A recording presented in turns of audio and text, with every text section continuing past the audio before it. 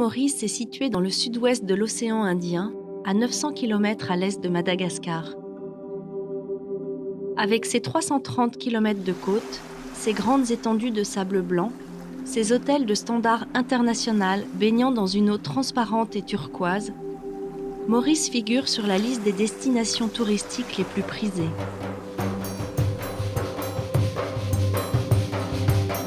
Sur cette île volcanique, mesurant 65 km de long et 45 km de large, se côtoient pacifiquement 1,3 million d'habitants de toutes couleurs, originaires d'Afrique, d'Asie et d'Europe. Indépendante depuis 1968, l'île a réussi une performance économique remarquable, en passant du statut de pays en voie de développement à celui de pays nouvellement industrialisé. Dans un monde gouverné par une économie de marché qui alloue les ressources de façon efficace, mais qui crée en parallèle des divisions importantes, l'envers de ce décor paradisiaque n'est pas si rose. Coût de vie excessif, fossé grandissant entre riches et pauvres, précarité de l'emploi, taux de chômage en hausse, drogue, prostitution, violence, exclusion, qui occasionnent une pauvreté extrême. Net for God fait escale à l'île Maurice, où depuis plusieurs années des bénévoles, des groupes, des organisations non gouvernementales travaillent en réseau et font tout leur possible pour faire reculer la pauvreté. Leur combat, redonner à l'homme sa dignité, le remettre debout afin qu'en toute confiance il devienne autonome. Leur mode opératoire, construire des ponts entre humains avec comme mots-clés solidarité, générosité, fraternité et amour. Nous partons aujourd'hui à la rencontre de l'une de ces ONG, Love Bridge.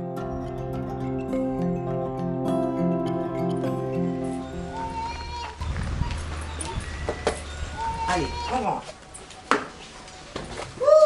Les enfants, alors vous êtes? Alors, la particularité de Love Bridge, qui porte bien son nom d'ailleurs, c'est vraiment l'accompagnement de familles. C'est plutôt réciproque dans les deux sens, parce que nous les accompagnons parce qu'ils ont des difficultés, mais ils nous accompagnent aussi dans tout ce que nous entreprenons, et ils sont là avec nous, à toujours nous demander comment ça va, si ça se passe bien, etc. Nous sommes au centre de l'île, à Kurpip, la deuxième ville de Maurice.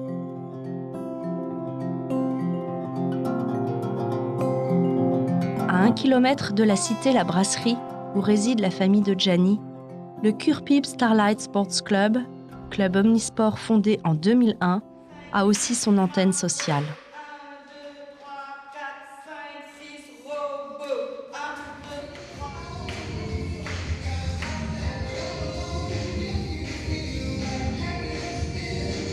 Et c'est vrai que le sport, en plus de tout ce que ça apporte à l'homme, comme dans sa construction, c'est aussi probablement le meilleur vecteur d'unification, puisque à travers le sport, on oublie toutes les différences qui peuvent exister, de race ou de classe.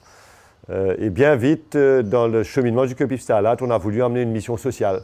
L'idée est venue quand un jour, dans une réunion animée par le gouvernement, il parlait, on essayait de trouver des solutions pour les 8000 familles. Il y a apparemment 8000 familles à l'île Maurice qui vivent dans la pauvreté absolue. Et c'est en réflexion, en se disant qu'est-ce qu'on peut faire vis-à-vis de ce groupe de personnes qu'est venue l'idée de Love Bridge. L'idée de Love Bridge, elle était simple, tout comme son nom est simple, c'était de faire un pont entre ceux qui ont et ceux qui n'ont pas. C'était de créer un pont humain, d'homme à homme, entre ces deux groupes qui aujourd'hui ne se côtoient pas. En fait, ils ne se connaissent pas, donc en ne se connaissant pas, ils se jugent. Il y a du jugement des deux côtés, il y a de la méfiance, il y a de l'incompréhension. C'est en 2012 que Love Bridge est créé. Le projet pilote démarre à la cité La Brasserie avec 15 familles vivant sous le seuil de pauvreté, identifiées à partir d'une étude de terrain. Ce sont les familles bénéficiaires.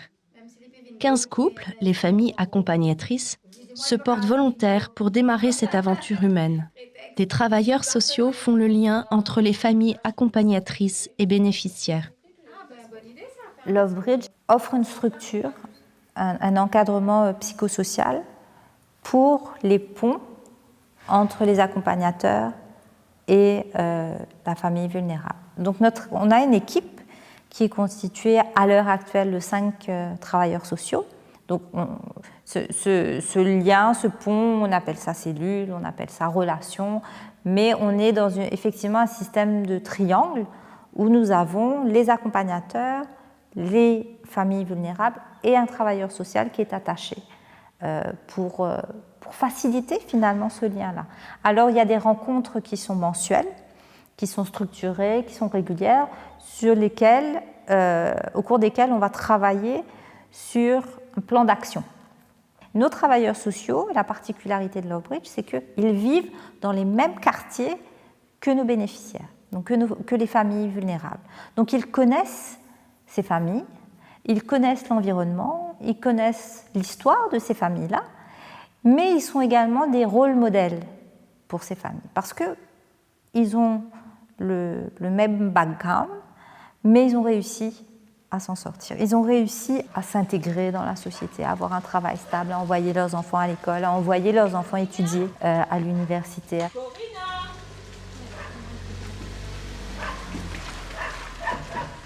Oui, dis oui. Corina, oui, bonjour. Ça va, Sophie? Merci. Tu vas entendre de nous ouvrir la porte? Non, pas grave. Allez, rentre. Bonjour, Florine. Tu vas bien? Merci, bonjour. Dis bonjour, Francine.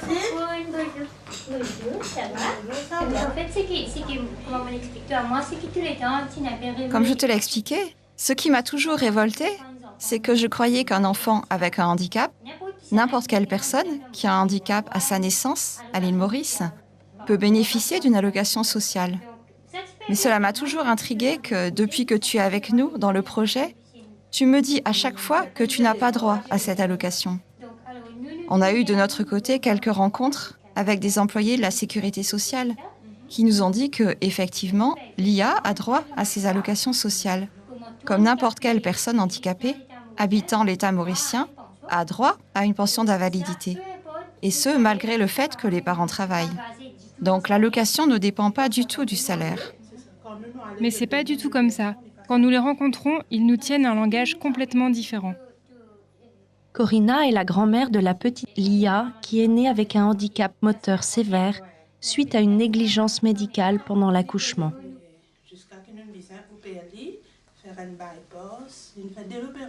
Elle a subi 2 interventions chirurgicales délicates.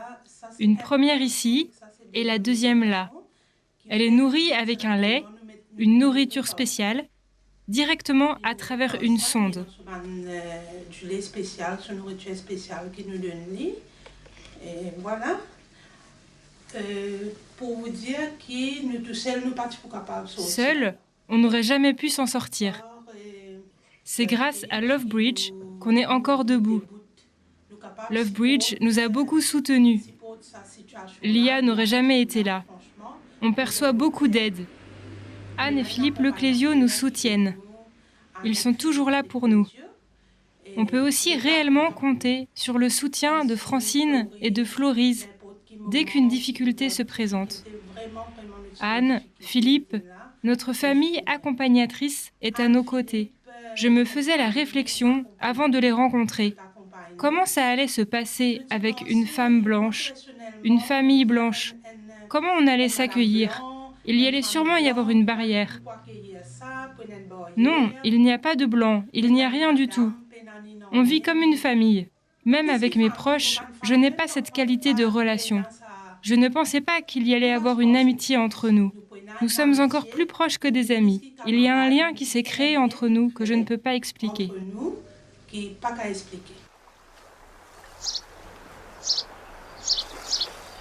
Au commencement, on n'est pas si facile. C'était un nouveau concept. Au début, ça n'était pas facile. C'était un projet avec un nouveau concept. Et nous nous dirigions vers l'inconnu. Cette différence n'est pas de l'assistanat, c'est autre chose. Parce qu'autrefois, tout le monde venait et donnait simplement. Mais là, c'est un concept différent. C'est remettre l'homme debout. Et dans Lovebridge, on s'engage sur le long terme. Comment Comment faire comprendre aux accompagnateurs Comment d'une part faire comprendre aux accompagnateurs qu'il faut prendre le risque, accepter d'être patient, ne pas vouloir aller trop vite, et de l'autre faire comprendre aux bénéficiaires que ce n'est pas de l'assistanat, que le succès de ce projet repose sur les enfants et que l'accent est mis sur leur éducation. Et aussi, le projet, c'est essentiellement basé sur les enfants. Et l'emphase, il mettait l'éducation des enfants. Lovebridge est un projet d'accompagnement sur au moins 20 ans, le temps d'une génération. Son objectif principal est de donner aux familles en difficulté les outils et les moyens de devenir autonomes, tout en améliorant progressivement leur qualité de vie. Dans cette optique, le projet s'appuie sur 6 piliers dans l'accompagnement des familles. L'éducation, la santé, le travail, le logement, la nourriture et la volonté des bénéficiaires de s'en sortir. Grâce au soutien financier de ses nombreux partenaires, Lovebridge agit comme facilitateur, mettant en réseau les personnes dans le besoin et les acteurs de la société.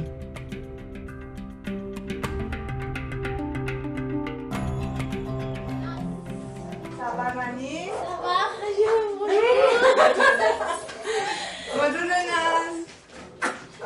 Ça va et vous? Bien. Bonjour tout le monde, ça c'est mon fils, Jonas. C'est Jonas. C'est ma fille, Akelia. Ça va? Maman, regarde les jolis s'il te plaît. cheveux. Va crier très avec. Ça va? Les jolies tresses.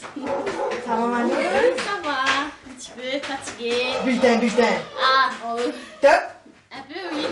Auprès Odile et Thierry accompagnent la famille de Gianni et de Bernard depuis 3 ans. Ouais.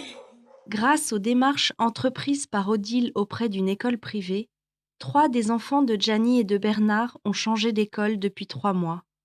Aujourd'hui, c'est le jour fatidique des résultats. Qu'est-ce que ça dit, Amy? Qu'est-ce que ça dit? Lecture acquis. Compréhension des mots acquis. Réponse aux questions simples 3, c'est-à-dire commence à se développer. Bravo. Écrire des mots simples acquis. Waouh, je suis contente. Toi, tu vas contente? Aïe, bravo. Marie-Bonne, qu'est-ce que maman dit? Contente. Go. Alors, monsieur Jonas. Positive self-image, confident and indépendant. Tu sais ce que ça veut dire, ça? Ça veut dire l'image de toi-même, confiance en toi, et tu es indépendant, tu es en progrès avec assurance. Well done. Maman, tout ça, c'est ton progrès.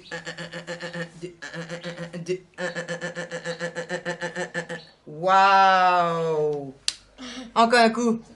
Bravo! Tracy, au fait, enfin, comment on appelle ça en créole, zéro largué. Tracy était, comme on dit en créole, bonne à rien. À chaque fois, le résultat vient. Elle avait toujours des mauvaises notes. J'étais découragée. Ils ont changé d'école. Mais depuis qu'ils ont changé d'école, Amy a beaucoup progressé. Elle a bien progressé en français. Elles sont chez son ami. Tu vas aller les chercher. Autrefois, là, c'était ouvert, à ciel ouvert, il y avait une tôle qui barrait et l'eau dégoulinait tout le long dans la maison, remplissait la chambre et tombait dans la cuisine. Alors aujourd'hui, on a ajouté la pièce d'en haut. Avant, nous partions dans ça. Avant, on n'avait pas tout ça. Ici, c'était le toit de la maison. Mon mari et moi n'avions pas de travail. On allait au dépotoir, ramasser de la vieille ferraille, du cuivre, de la tôle. Le soir, on vendait ce qu'on avait ramassé et on touchait quelques sous. On arrivait à survivre. On achetait à manger pour les enfants, du pain pour qu'ils aillent à l'école. Mon école s'appelle Saint-Patrick. Et ta maîtresse? Ça s'appelle Elodie. Et au fait, c'est le temps Florus dans La première fois que j'ai rencontré Odile et Thierry, qui était venu chez nous accompagné de Floris, je me suis sentie tout de suite à l'aise, comme si on se connaissait depuis toujours. Au fond de moi, j'ai dit « Seigneur, tu m'as envoyé un ange » parce qu'on avait besoin de soutien pour les enfants. On n'avait pas de soutien. J'aime ma chambre. Comme ça, Odile a fait une jolie tableau. Et il nous a construit cette maison-là. Avant, il y avait des tôles ici. Il n'y avait pas de maison en haut. Après, on a dit Odile comme ça construire une maison en haut. On a tiré les tôles, on a construit. Sans Odile, maintenant, nous pas pour comme ça. Au fait, avec Sans Odile, notre vie serait différente. Et sans lui aussi. Sans elle aussi, je n'aurais pas retrouvé le travail que je fais depuis bientôt 1 an. Je ne suis plus sur le dépotoir. Je me sens responsable dans mon travail. Je peux offrir à mes enfants ce qu'ils me demandent, même si je ne peux pas tout leur donner. Avec un peu d'effort, j'arrive à leur donner une partie. Il y a un peu de bois qu'il y a dedans. Il y a un pour Jonas, un pour Akelia et un pour Rémi. Je crée une famille, mais pas tu connais comment on une famille là. Je suis mère de famille, mais je n'ai jamais appris comment gérer une famille. Ma fille aînée a toujours habité chez ma belle-mère et on ne s'entendait pas. À chaque fois que je lui parlais, elle me disait « Tu n'es pas ma maman » et plein de choses comme ça. Odile m'a montré comment exercer mon autorité parce que je ne savais pas comment élever un enfant. Elle m'a appris comment lui redonner confiance, comment lui parler, l'aimer, comment la remercier quand elle fait quelque chose de bien. Petit à petit, Odile m'a appris beaucoup de choses. Maintenant, mes enfants sont proches de moi. J'aime ma maison, j'aime ma maman, j'aime mon papa. Avant je n'aimais pas ma maman. Maintenant, quand Odile m'avait pris chez elle, elle m'a montré comment aimer une personne. Elle m'a montré comment il faut pardonner, il faut pas dire des trucs méchants. Allez, c'est moi qui fais la prière. Merci Jésus pour cette repas que tu m'as donné. Aujourd'hui, tu nous as fait travailler beaucoup. Amen. Et apprends-nous à donner à ceux qui n'en ont pas. Amen.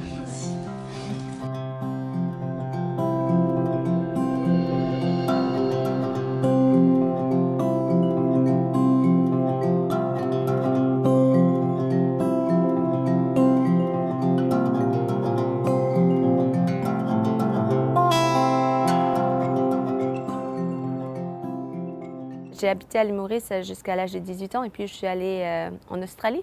Donc j'étais très focalisée sur ma carrière, sur mes ambitions professionnelles, ma perspective de ce que je voulais faire en tant que boulot. Enfin, ça avait complètement changé depuis ma rencontre avec Jésus. Je pense que c'est vraiment l'Esprit Saint qui m'a conduit un peu à rencontrer Harold. J'avais jamais vraiment fait l'expérience concrète au fait, de faire du social, d'être avec les autres qui sont les plus démunis. Donc cette première journée sur le terrain, à faire les visites des familles, en fait je suis ressortie de là assez bouleversée et un peu triste à l'intérieur, de me poser plein de questions. Pourquoi ces personnes sont dans cette situation et pourquoi est-ce que les autorités ne leur viennent pas en aide? Pourquoi est-ce qu'ils sont dans cette détresse? Où est-ce que l'humanité va aujourd'hui? Tout simplement, est-ce que si nous, on a une éducation, si on a un travail, est-ce qu'on passe à côté des choses parce qu'on n'a pas envie de voir la différence de l'autre? Est-ce que c'est aussi pour nous protéger de la souffrance des autres, de ne pas s'exposer à cette souffrance? Donc, il y a eu plein de questions qui ont un peu surgi en moi. Et c'est là, au fait, voilà, que je me suis souvenue, il y a l'évêque de l'île Maurice, Monseigneur Piat, où il disait dans son message de Noël que si tu veux être artisan de paix en vérité, il faut ne pas se contenter de donner son superflu, mais de vraiment aller à la rencontre de l'autre et de devenir le frère et la sœur du pauvre. Et en gros, c'est un peu dans cette optique au fait que j'ai commencé à m'investir pleinement dans ce travail. Donc je me suis donné corps et âme parce que le superflu que j'ai renoncé, c'était ma carrière, mon statut social. Mais moi, je sentais vraiment cet appel à me dire que non, aujourd'hui, je veux me donner pour les autres et je veux devenir la sœur de ces pauvres, quoi. En les côtoyant, on apprend à les connaître, on apprend à les aimer. Je vois que ce projet, c'est Jésus qui est dedans, en fait. C'est Jésus qui est au cœur de ce projet parce qu'il y a une joie à donner et à recevoir des deux côtés. Depuis que Love Bridge est arrivé chez nous, on a commencé à donner une nouvelle direction à notre vie, à notre amour aussi. Dans un foyer, il y a normalement des disputes. Les disputes ont cessé entre nous. On est heureux, on arrive à se retrouver, à se parler. On s'assoit, on prend du temps pour discuter en famille, pour échanger. Avant, tout se passait à la va-vite. Quand je revenais du boulot, je ne revenais jamais à la maison. Je restais sur la route avec les amis. Depuis que j'ai rencontré Love Bridge, je comprends mieux le sens de la famille. On se parle. S'il y a quelque chose à faire, à dire, on le fait dans la transparence. Notre amour a changé grâce à Love Bridge.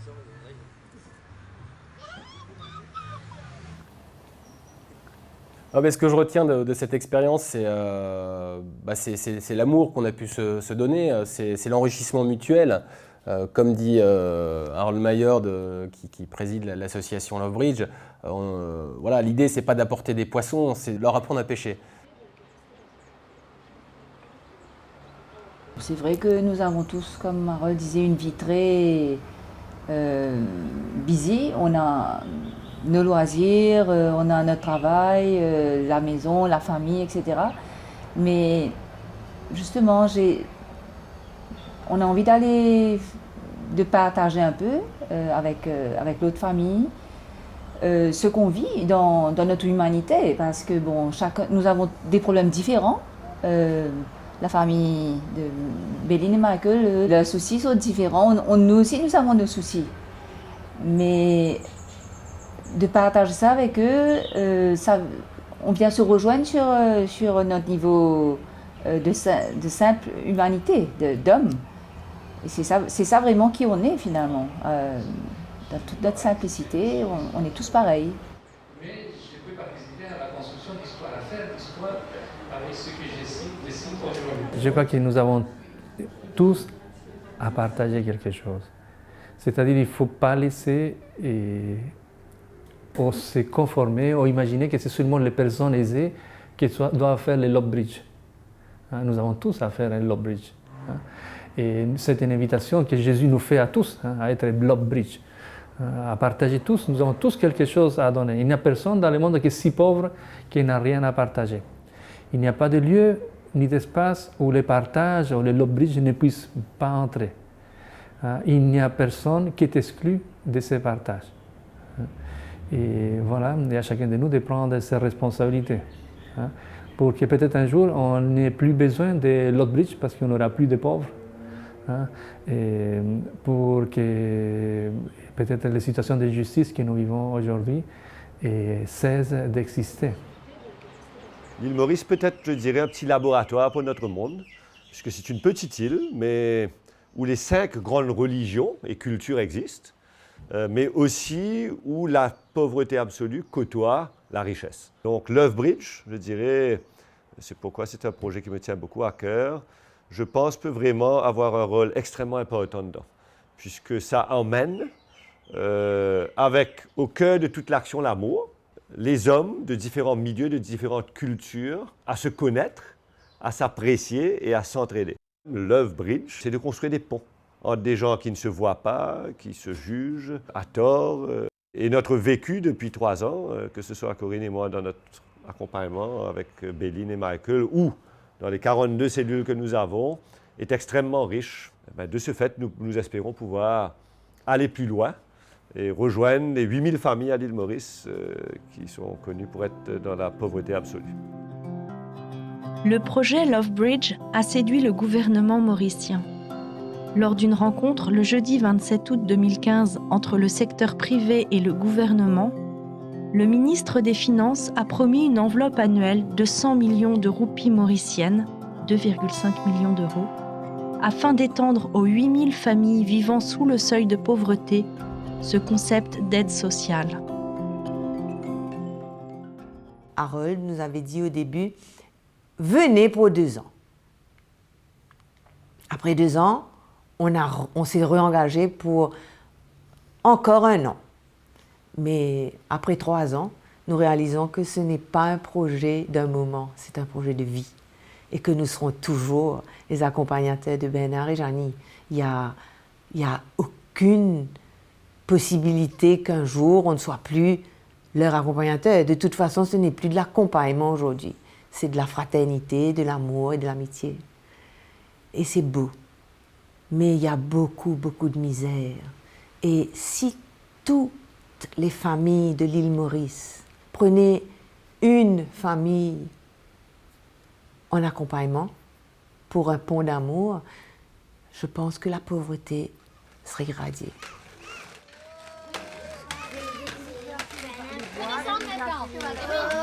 Champs-Élysées, pin, soleil sous la pluie, ou à midi, ou à minuit, il y a tout ce que vous voulez, Champs-Élysées.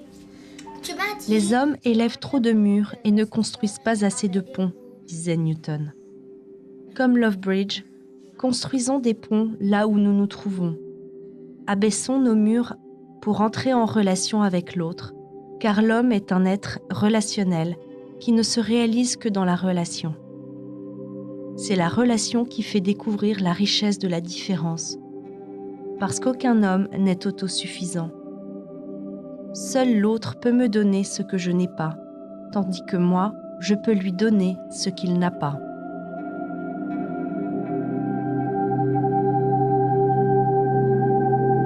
De l'Évangile de Jean, chapitre 13, versets 34 et 35. Jésus disait à ses disciples, « Je vous donne un commandement nouveau, c'est de vous aimer les uns les autres. Comme je vous ai aimé, vous aussi aimez-vous les uns les autres. À ceci, tous reconnaîtront que vous êtes mes disciples, si vous avez de l'amour les uns pour les autres. » Seigneur, nous te confions toutes ces personnes, toutes ces ONG qui, comme Lovebridge, s'engagent pour faire reculer la pauvreté, pour redonner à l'homme sa dignité. Que ton Esprit Saint leur donne les ressources et la force nécessaires pour mener à bien ce combat quotidien. Donne-nous, donne à nos gouvernants un cœur tendre et compatissant aux misères et aux souffrances qui nous entourent, spécialement des plus démunis de notre terre. Donne-nous tes yeux pour mieux voir, ton cœur pour mieux aimer et tes mains pour encore plus partager.